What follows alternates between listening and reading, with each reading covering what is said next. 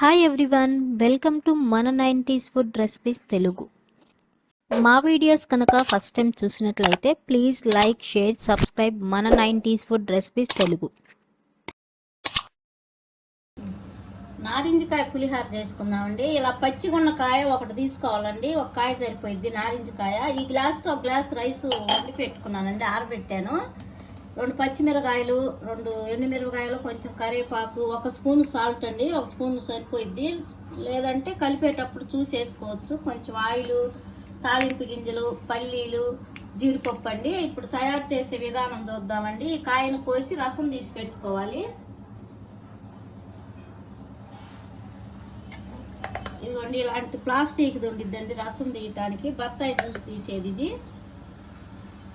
ఇంత రసం తీసుకోవాలి. మరీ గట్టిగా ఫ్రెష్ చేయకూడదండి, ఎందుకంటే ఇది కొంచెం చేదుగా ఉండిద్ది. ఆ రసం ఈ రసంలోకి వచ్చిద్ది.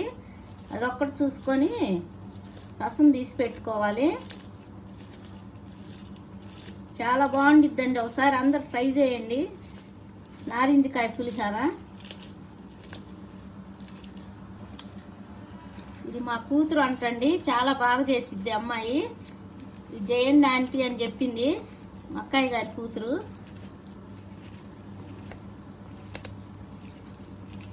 తను ట్రై చేసి మాకు చెప్పింది, బాగా వచ్చింది ఆంటీ, చెయ్యండి మన ఛానల్లో అందరు చేసుకుంటారంటే చేస్తున్నానండి. చాలా రుచిగా ఉంది. మీరు కూడా అందరూ ఒకసారి ట్రై చేయండి. మీకు ఎలా వచ్చిందో కామెంట్ బాక్స్లో రాయండి. ఇవి రాకుండా ఇలా వడకట్టుకోవాలండి, పిప్పి రాకుండా.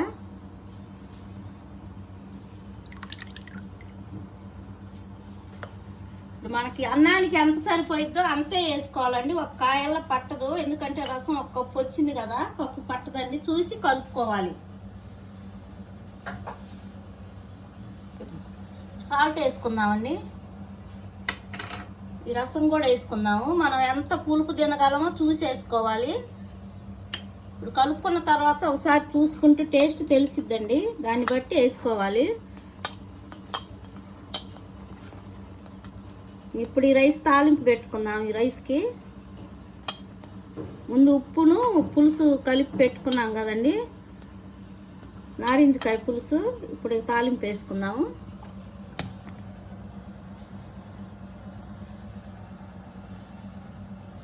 మూకుడు పెట్టానండి పొయ్యి మీద, ఆయిల్ వేసుకుందాము.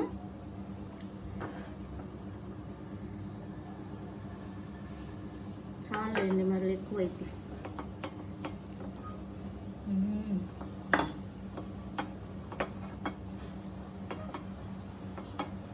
ఆయిల్ ఎక్కువ కావాలంటే ఎక్కువ వేసుకోవచ్చు, తక్కువ కావాలంటే తక్కువ వేసుకోవచ్చు అండి. కొంచెం తక్కువగానే వాడతాను. పల్లీలు వేసుకున్నామండి. జీడిపప్పు కూడా వేసుకున్నాము.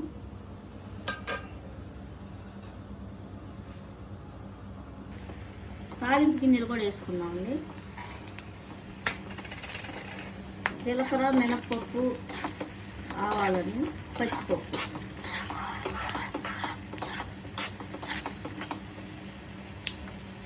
ఎండుమిరకాయలు వేసుకున్నాం. తుంచి వేసుకున్నాం ఎండుమిరకాయలు.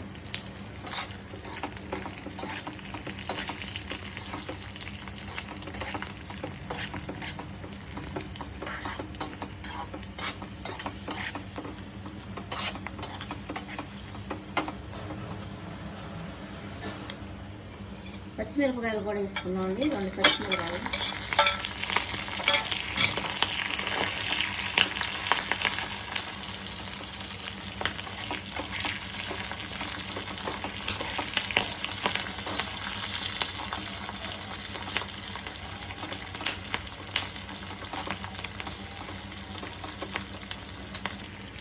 కరివేపాకు వేసుకున్నామండి.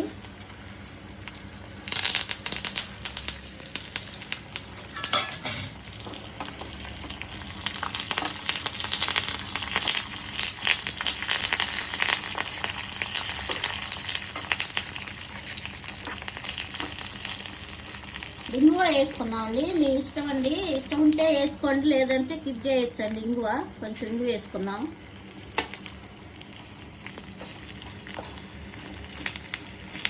స్టవ్ ఆపేసి పసుపు వేసుకున్నాము.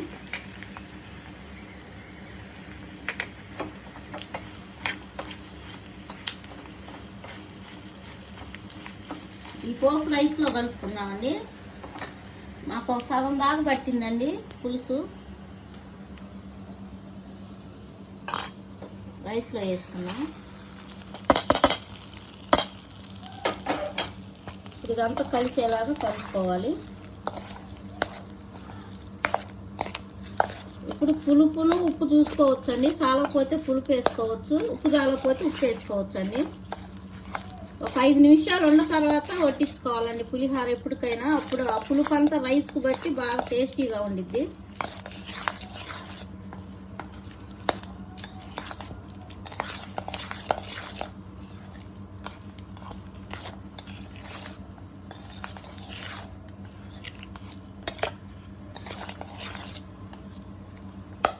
చేయి పెట్టి కలుపుదామండి.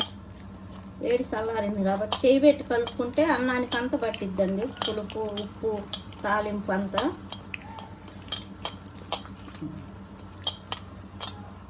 ఇలా నొక్కి పెట్టి ఒక 5 నిమిషాలు ఉన్న తర్వాత వడ్డించుకుంటే బాగా టేస్టీగా ఉండిద్దండి. పక్కన పెడదాము. 5 నిమిషాల తర్వాత వడ్డిద్దాము. నారింజకాయ పులిహోర రెడీ అండి.